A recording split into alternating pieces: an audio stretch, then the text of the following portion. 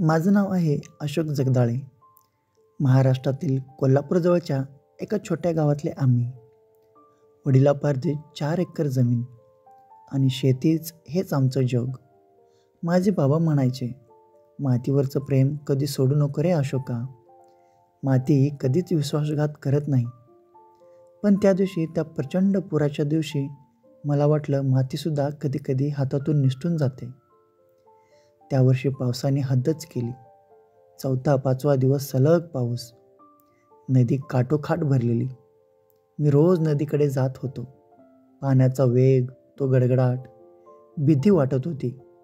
पण मनातल्या शेतकऱ्याच्या आशेने म्हटलं, गेली काही वर्षे पाऊस कमी होता, यंदा जरा जास्त आहे, पण माझं शेत तर वाचेल. पण त्या रात्री गाव तसं झोपलं होतं आणि नदी जागी होती. रात्री 2 वाजता मोठा आवाज झाला. दारावर ठोकाठोक झाली. अशोक, लवकर बाहेर ये. नदीच्या बंधाऱ्याचे भिंत फुटले. मी धावत बाहेर पडलो. पाऊस धारोधार. रस्त्याकडे सगळीकडे पाणीच पाणी. माझ्या शेताच्या दिशेने काळोखात पांढऱ्या फेसासारखं काहीतरी वाहत होतं. मी, माझी बायको लता आणि 7 वर्षाचा मुलगा रोहन थेट शेताकडे धावलो.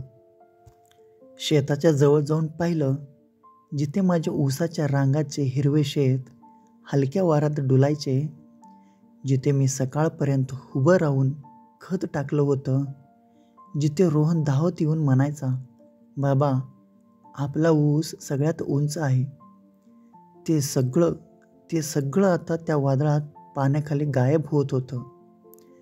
शब्द सापडत नव्हते. माझे हात थरथरत होते. मी पाण्यात उतरून राहिलेलं काही झाड वाचवू पाहिलं, पण पाण्याचा वेग असला की माणूस काहीच करू शकत नाही. प्रत्येक लाटेसोबत माझं एक एक स्वप्न वाहून जात होतं. लता माझ्या मागे उभी होती. तिच्या डोळ्यातले अश्रू पावसात मिसळले होते. ती शांतपणे म्हणाली, अशोका, परत उभारू आपण. जीव वाचला ना, एवढंसं पुरेसं आहे. पण त्या क्षणी मला जाणवलं, शेतकऱ्यासाठी शेत म्हणजे फक्त जमीन नसते, ते घर असतं, स्वप्न असतं, जिवंतपणा असतो. पुढचा दिवस पाऊस थांबला, पण मनाचं वादळ नाही. गावातले लोक एकत्र आले. सगळ्यांचंच नुकसान झालं होतं. कोणाचं कोंबड घर वाहून गेलं, कोणाची बैलं, कोणाची घरं आणि कोणाची शेती. सरकारी अधिकारी आले. नुकसान पाहून नोंद केली. मदत मिळेल, पण कधी, किती, कोणाला ठाऊक.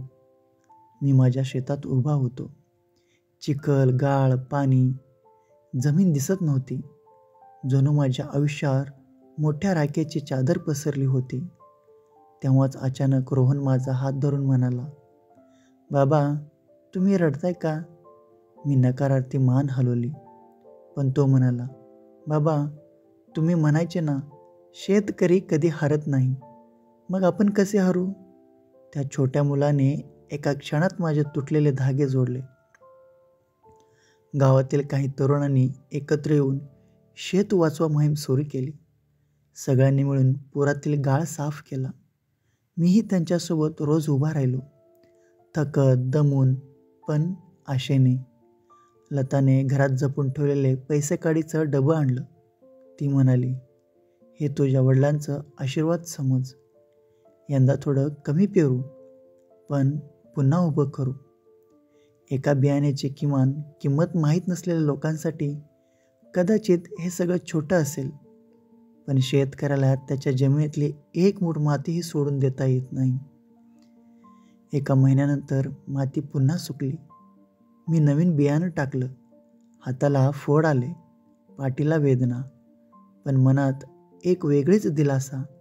आणि जेव्हा त्या जमिनीतून पहिली हिरवी कोंब बाहेर आली ना, तेव्हा मला कळलं, मातीने मला माफ केलं आणि पुन्हा एकदा माझा हात धरून म्हणाली, चल, नव्याने सुरू करू.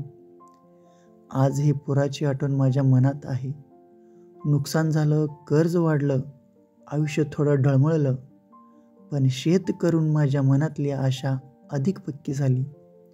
मी तुम्हाला फक्त एवढंच सांगू इच्छितो, शेतकरी म्हणजे फक्त पीक उगवणारा माणूस नाही, तो प्रत्येक स्वप्नातून पुन्हा उभा राहणारा योद्धा आहे. ज्या दिवशी मातीचं प्रेम आपल्याला समजेल, त्या दिवशी आपण शेतकऱ्याच्याही अश्रूमागचं सामर्थ्य समजायला लागेल.